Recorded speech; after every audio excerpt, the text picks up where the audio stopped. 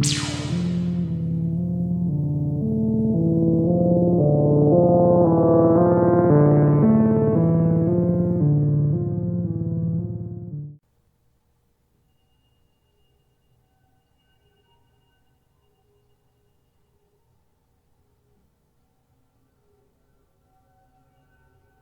took place mid-July of 2020.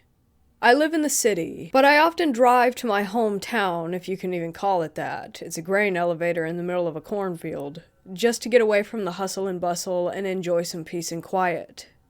I prefer to go on my hikes alone, sometimes with or without my dog, depending on what animals I'm trying to observe. This time I chose to go alone, so I parked my car at the river just a few miles from the woods that I wanted to walk through.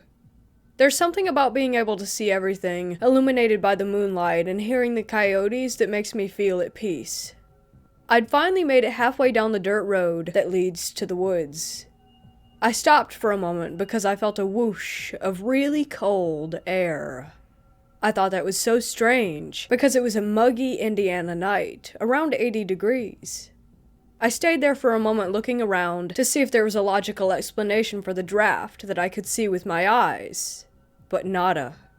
At that point, I looked directly above me and saw 3 baby raccoons trying to sleep on a branch just above my head. I remember thinking to myself, that's kind of odd, aren't raccoons nocturnal? But I just appreciated them for a moment and kept on going. I get another 500 feet down the road and whoosh, another burst of cold air. I stop again to try and figure out how that was happening. There were clear skies, 0 wind. I couldn't think of a good explanation. Before I had much more time to think on it, I heard something. To the right of me was a mostly unkempt hay and grass field, probably about knee-high at most. The moon was so bright that it was impossible to not get a good view of everything. I hear this rustling in the grass, maybe 20 feet away from me, and then it just stopped. I could see the animal now.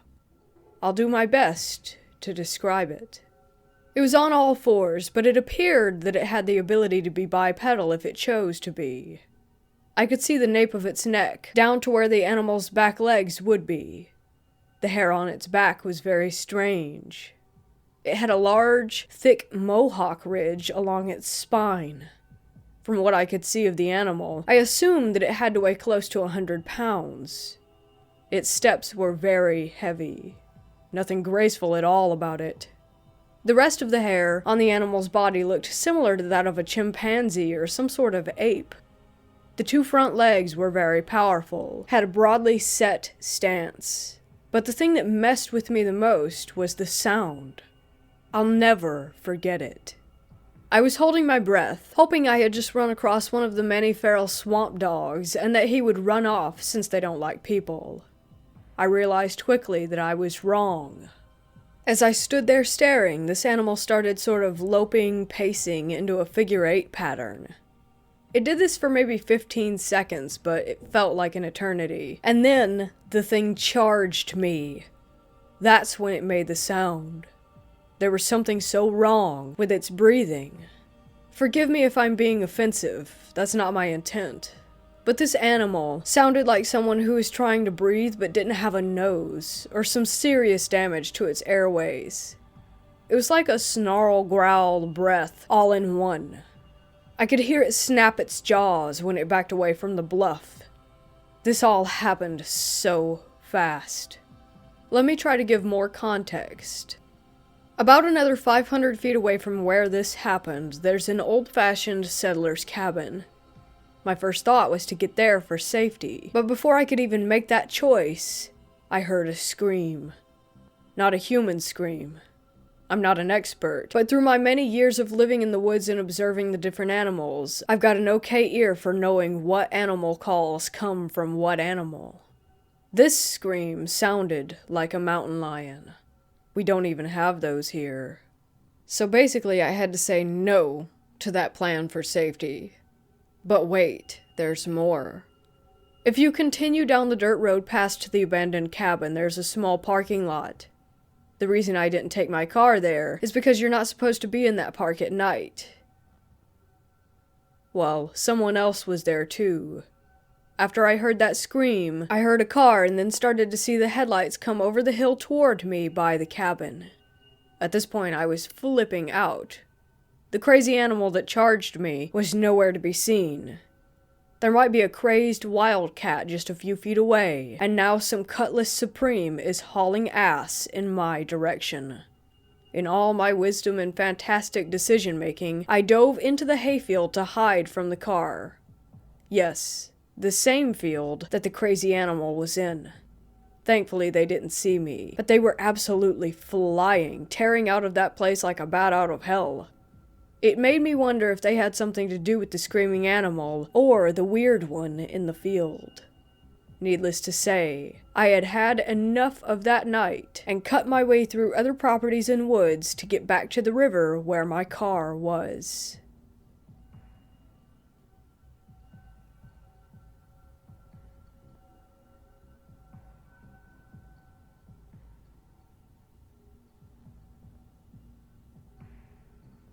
It was late summer, and my mom and I had decided that we should go out for a little spontaneous hike. We did our research, and found one trail that said it was a 4-mile round trip. Sounded easy enough. We got up early that morning, and began our trek. The entire forest had a horrible vibe. Even my mom picked up on it, and she's never been into any of the paranormal, etc. We had been walking around for hours, and this forest just seemed to get weirder and weirder. We had plenty of water and food, so I really can't say if we were just dehydrated or tired. We began to hear singing in the woods, and we just stopped and stared at each other. We had to be miles into the forest by now. Our step counter was saying that we had well surpassed the promised 4 miles. Where on earth would singing be coming from out there? We just looked at each other and began laughing. I remember her saying, "No way," and shaking her head and carrying on. It had been quite some time now, and we hadn't encountered another person on the trail. Suddenly, this man walking really fast surpasses us and rounds a bend behind a rocky hill so that we can't see him anymore. He said no words, just came up behind us and darted by. Again, me and my mom laughed and envied his athleticism until we rounded the bend ourselves to find that he was completely gone, out of sight. The path after that bend was fairly straight, and you can see far ahead of you, so there's absolutely no way he would have been able to clear that area that fast. This time my mom stops and says, "You gotta be kidding me." We're thoroughly freaked out after this. Eventually, we reached the peak, and after walking that long, you'd think that someone would probably want to stay there for a while and enjoy the view. Well, we pretty much got to the top, looked, and then left. We never discussed it, but I could tell that we were both uncomfortable and just wanted to leave. We were maybe halfway back through the trail, and the sun was beginning to set. We were moving fast. Our step counter said that we had hiked 10 miles compared to the 4 that we had initially expected. As the forest got darker, I began to hear leaves crunching behind us. I reluctantly turned and noticed that it was a buck several yards away. We hurried along as to not disturb it further, but then I began noticing that something was off. It was following us from a distance. It did so almost like a predator, hiding and peeking. I tell my mom that we were being followed by the deer, and we were pretty much at a jog at that point. The buck would not let us go. I would sometimes notice that it would catch up and follow just beside us. It always remained several yards away, though, always lurking, head down. I've lived out in the country my entire life, and have seen all the deer that you can imagine. I've never been followed by one like this. This seemed more than just curiosity. It felt horrible. Predatory. I felt like I was in danger. Always hearing those footsteps behind me. The feeling of being watched. Clearly, we made it out unharmed. But I really wonder if it actually intended to hurt us, or if it was just ushering us out of the forest. All in all, it was a freaky experience. Something is definitely up with those woods.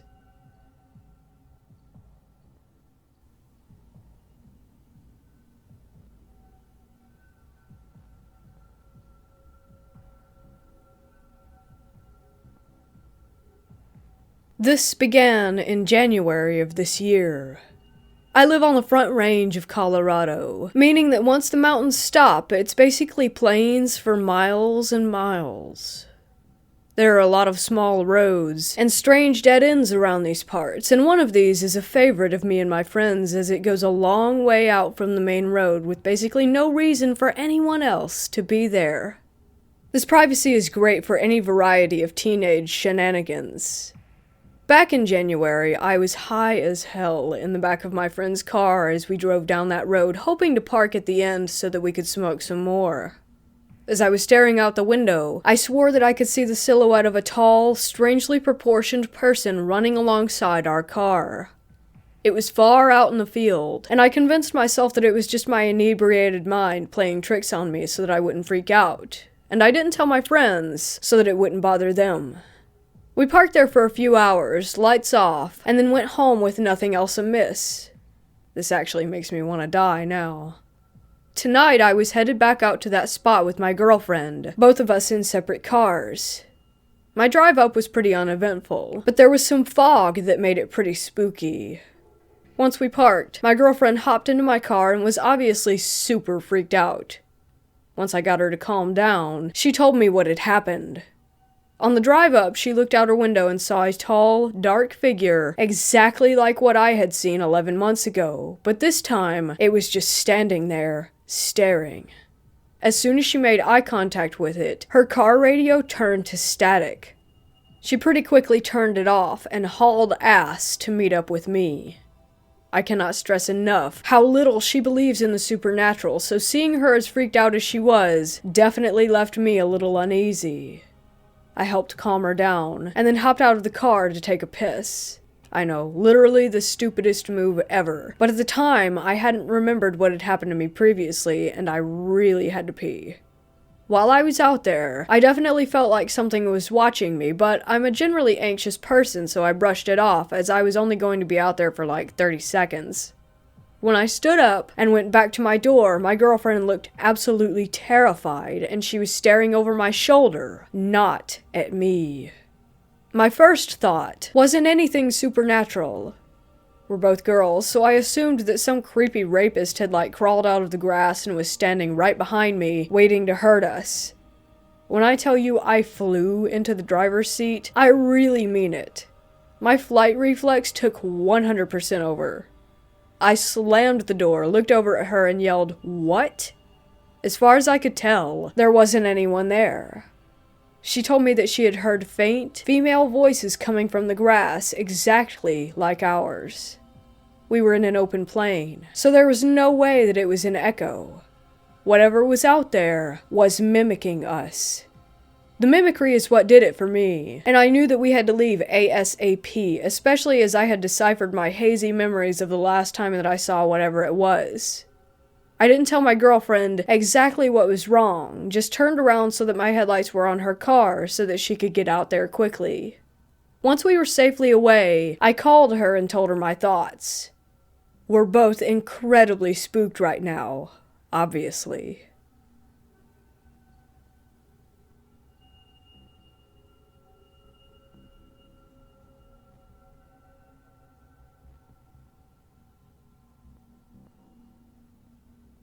Say their name, and it will kill them. We live in an isolated community on the Navajo reservation. My aunt and her 2 brothers were home alone, while my grandparents had left for the evening to attend a chapter house meeting. They were in the house, and like many people from the reservation, they didn't have electricity. It had been dark outside for about an hour, and my aunt and uncle were getting ready for bed. Outside, they heard noises, as if someone were moving things around the house. My oldest uncle went to look out the front window and saw a large figure out by the truck. This was immensely out of the ordinary, because the closest neighbor was miles away. Whatever it was opened the truck door and began to dig through the personal items that my family had left in the vehicle. My aunt and uncle were frightened by the sight and knew that they should take action. They took out their rifle and steadied themselves to hold it up. They flung open the door and aimed the gun at the dark figure. The The figure turned and began to walk toward them, totally unfazed by the weapon. My uncle pulled the trigger, but nothing happened. The figure drew closer, and my aunt began to smell something like a rotting corpse. It was so strong that it made her gag. My uncle continued to pull the trigger with no luck, and the figure came closer and closer. Off in the distance, headlights were coming up the road. My grandparents were returning. The figure looked toward the lights and started to move away and tucked itself behind a tree near the house. My oldest uncle ran toward the truck with the gun. My grandfather got out of the car and my uncle pointed to the tree. This thing was poking out its head to observe what they were doing. My grandfather ran into the house and over to the stove and grabbed a handful of ashes and rubbed over the gun and placed an ash-covered bullet into the chamber. He walked out onto the porch and fired toward the tree. Whatever that thing was didn't expect the gun to go off. The gunshot echoed, and the dark figure began sprinting. My grandma chased my aunt inside, and my uncle and my grandfather went after it. There weren't many roads or paths, so as my grandfather and uncles chased the figure, the truck was bouncing and the headlights were not fixed on one particular spot. My uncle swears that whenever the headlights would hit the figure, he saw a woman, but not only that. Whoever it was running on all fours like a bear. My grandfather eventually stopped the truck, and as they neared the ditch that drops about 20 feet, he got out and began to yell in Navajo. My uncle says that he was yelling out about a local woman. He yelled that he wasn't scared, and that he knew it was her, and to leave his family alone. A few days passed, and there was news that the woman that my grandfather had yelled about had passed away. I've always been told that if you know who the Skinwalker is, say their name, and it will kill them.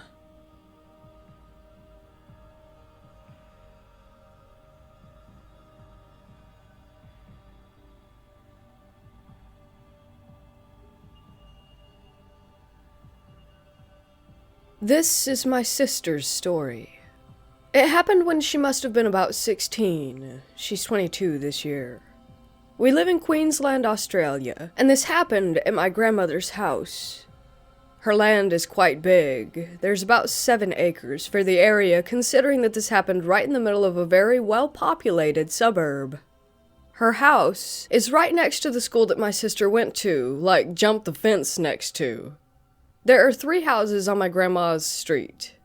I put street in quotations because it's basically just one giant driveway that my grandma lives at the end of.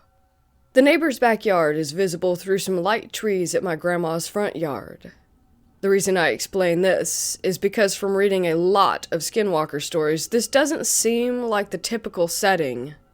It must have been about 8 p.m. during winter in Australia, so it was pretty dark. She was dog-sitting my grandma's 2 very little dogs, Ruby and Crystal, for the weekend. She let them out to go to the toilet and kept an eye on them because they get distracted pretty easily. She called the dogs, and only Crystal came running to the door. There's a dim light that illuminates the porch, but not her yard. She could barely see Ruby, but she was just sitting there, staring at her. She called her name a few more times in a high-pitched voice, which the dogs always come running to. Ruby took a few steps forward and just sat down again, still staring at my sister. My sister always emphasizes that Ruby looked all types of wrong. Her face appeared as if someone had tried to draw Ruby from memory, but just couldn't. She explains that it looked like a human crawling, but as if they were a dog. My sister was super freaked out. She noticed that she couldn't see or hear Ruby anywhere. She closed the door and ran into the room where both of the dogs had been sitting and where she was watching TV. And there they were, sitting on their bed, acting completely normal.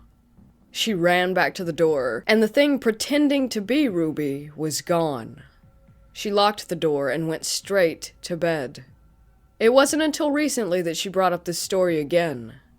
She had told it many times before, but considering I was about 8 the first time that she had told this story, I wasn't paying much attention to it.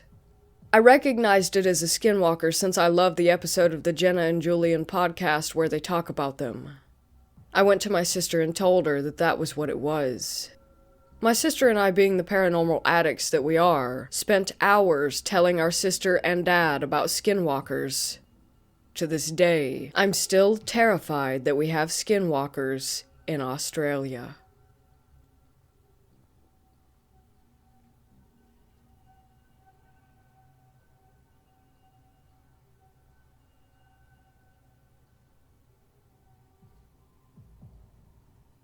I don't usually really believe in most myths and legends and stuff like that, but something I recently witnessed made me doubt myself. I don't know if I'm just being paranoid, but I might have had a very close encounter with something that is definitely not human and scared me out of my mind. Basically, last night I decided to go hang out with a close friend and skateboard around a bit, and I met some other friends from school down by a grocery store there. We decided to hang out for a while and walk around, and they told my friend and I that they needed to start walking home, and that they wanted to show us some apparently cool, sketchy treehouse, where people always go to chill and do drugs and whatnot on the way. We start walking that way, mostly through just suburban neighborhoods, and at that point, it's almost completely dark outside. There were around 7 of us at first, and people mostly started heading out until it was just said friend and I and a girl who had agreed to take us to see the treehouse since it was fairly close to her home. We take this pretty open path to a chain link fence with a hole in it. We go through using our phones as flashlights, and not far after there's another chain link fence with a hole in it, with the treehouse right behind, surrounded by loose bushes and a small forest. We're pretty scared at that point since it's dark, so the friend and the girl stay behind the fence while I go through the hole just outside. After looking at the treehouse for a few seconds, we start hearing rustling in the bushes. But although scared, dismiss it as a small animal, or maybe even one of our friends just messing with us since it's pretty close to several houses. Like an idiot, I keep standing outside the small hole in the fence, not moving while the rustling keeps moving around. We called out several times with no response, and the thing, whatever it was, kept shuffling and scuffing around in the bushes a little bit, rustling every few seconds. I tried looking, and could barely see it, but guessed that it was around half my height.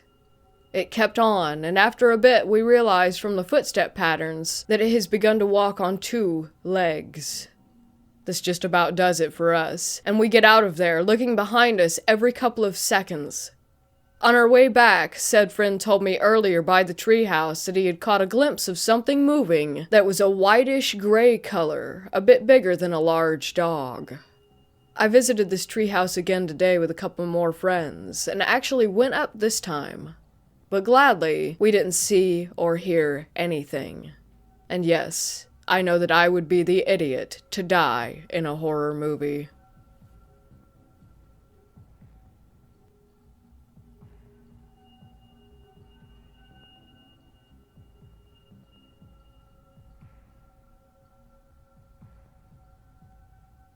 This last Halloween, I didn't have many friends. Only 2 at the time who wanted to celebrate together. One eventually bailed, leaving me and my friend Rob to hang out alone. It was freezing, and I had to bike out to our usual rendezvous place, which was about equidistance from our houses. This place was a gas station adjacent to a very large field that was occasionally used for soccer games. Once we both arrived to the gas station, we went inside, got water and sunflower seeds, and left. Due to the pandemic, we decided not to risk exposure by trick-or-treating, so we went to go walk in this field. It was around 9:30 at night, and pitch black outside. We don't live near any major cities, so our only light was from the moon and the stars. The sky was clear that night, so around 5 minutes in, we became entranced by the stars in the sky, walking forward with our heads craned back, looking up. This went on for a minute or 2 before we thought we heard shuffling near us. We turned to the right to see a dark figure, lit very dimly by the extraterrestrial light. I'm a rather small person, and Rob isn't too much bigger, so the littlest things normally will put us on edge. But this thing was different. It looked bipedal, though it seemed to be bent over with a near hunched back. And there were protrusions from its head. either horns or ears, it was difficult to tell. I immediately emitted a short scream and ran to the side toward Rob. I knew he occasionally carried a hunting knife, as he's more of an outback type of person than me.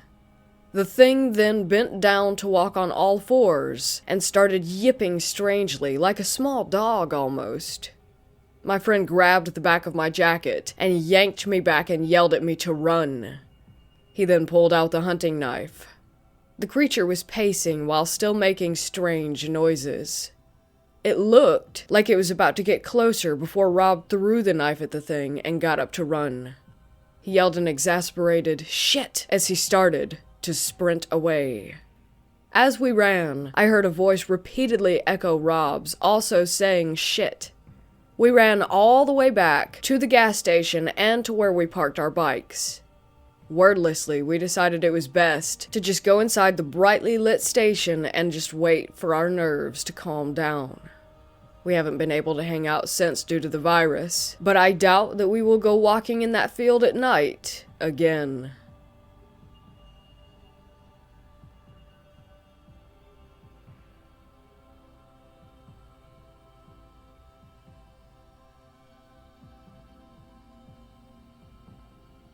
Last year, I was living in a small mountain town in central southern Colorado in the Rio Grande National Forest. Super small town. Ute natives were tragically killed in the whole area. I don't usually get creepy vibes when I'm there, but it's definitely weird in many ways. I was in my car at 2 a.m. with a friend. We were parked outside our house looking down the road with the only streetlight across the street lighting up the area. From 15 yards in front of us, we see a large animal emerge from darkness and catch the light. We started asking each other what it was, commenting on its size. It was like the size of a small horse or a big deer. It walked toward us. It stood 1 yard away from my door. We were frozen. We were unable to move, and we just stared at it with it so close to us, and I said, "Is that a wolf?" It's all I could think that it could be. It was tall, completely silver. It looked like a wolf from a movie. As it stood there, it looked up to the sky, and then left, and then to the right. Then it ran away toward the large cliffs at the back of the town where the abandoned mines are, and a large forest begins. We were stunned. We stayed frozen and silent for minutes until we just started laughing. We eventually calmed down and went inside, but were confused as hell. After that, I told some coworkers, thinking how cool it was, that I saw a wolf. They all said that it was impossible, that no wolves had lived there for decades. So I do some research, and they're right. No wolves have been here for like 40 years, and it would be a miracle if I had seen one, especially a gray wolf. As I look at more pictures of wolves, my memory becomes clearer. What I saw was too tall and silver to even be a gray wolf. My friend and I have not forgotten one detail of this story. I'm sure it wasn't a dog. If it was, then that was the biggest dog in existence.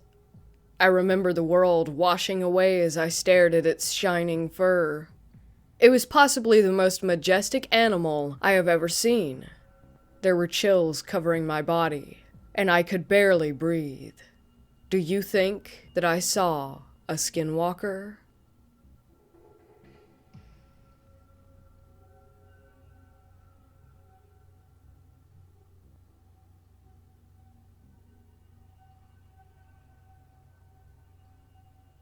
I live in house of an animal shelter as I'm the on-site vet and do most of the dog's medical needs.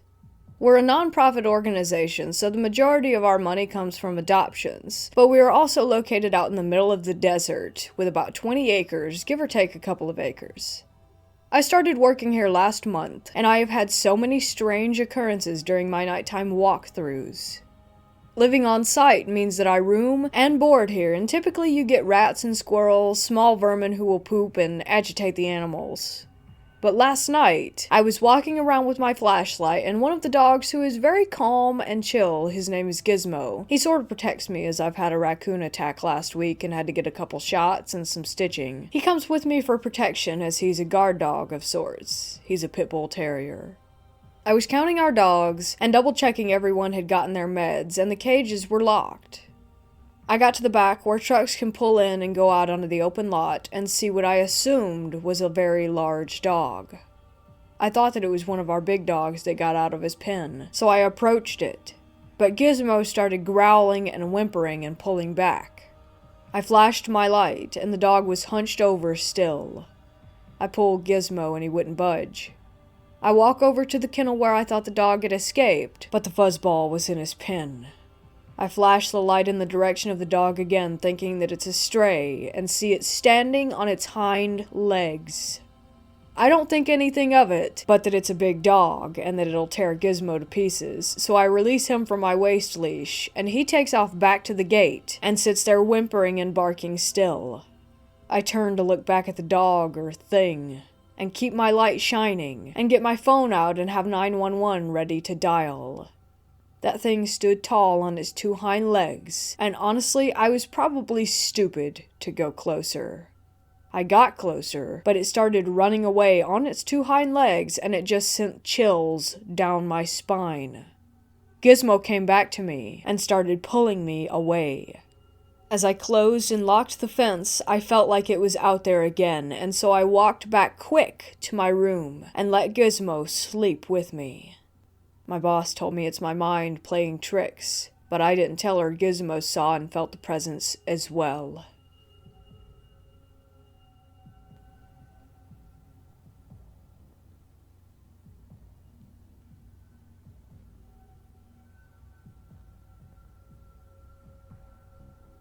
This happened a couple years ago on a friend's property. His property line comes up to a heavily wooded area where strange stuff is heard at night. We were hanging out in a small shed out back. I had just introduced one of my childhood friends to this guy, and we were hanging out when we hear his pit bulls going crazy barking and growling at the woods. Then, an extremely loud, high-pitched shrieking comes from the woods, which made my childhood friend jump. As soon as the shriek was heard, his pit bulls came running in, one of them hiding under my chair. A minute or two later, we see 3 sets of very large, opalescent eyes staring into the shed. We started hearing small, light shrieks as they moved closer to us. I could just barely make out a completely white, gray, bony form before my buddy tells us to cover our ears. As soon as I cover my ears, he pulls out an old revolver and fires 3 shots out the open door, chasing these things off. I looked over at my childhood friend, who just looks like he had a heart attack. My buddy puts the gun on the small table and tells me to take him home, which I gladly did. I've been back over there a few times, and every now and then I hear a shriek coming from the woods, accompanied by my buddy pulling back the hammer of his gun.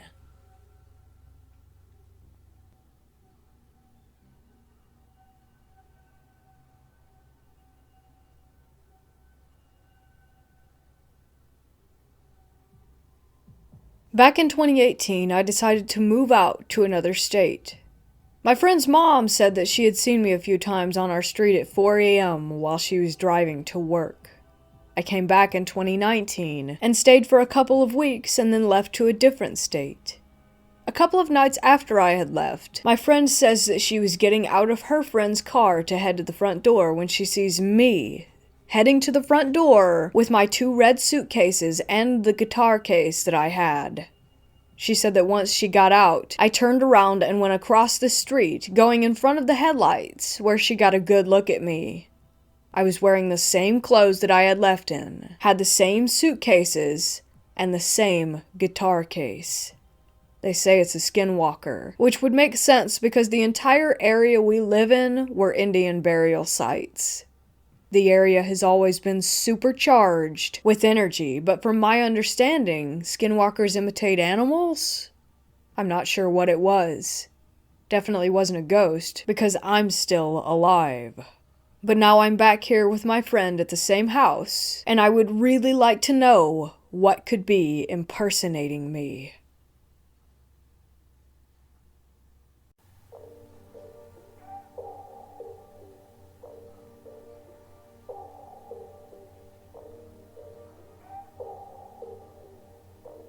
Alright everyone, I hope you enjoyed these true scary stories, and if you did, make sure to hit those like and subscribe buttons for me along with that notification bell to stay updated on all the latest content. To have your own horror story featured, feel free to submit it to me via the email included below in the description. Also down there you can find the links to other playlists with lots more awesome creepy content for you to enjoy. Thank you so much for watching, and I'll see you again soon. Until then, don't forget to embrace the terror.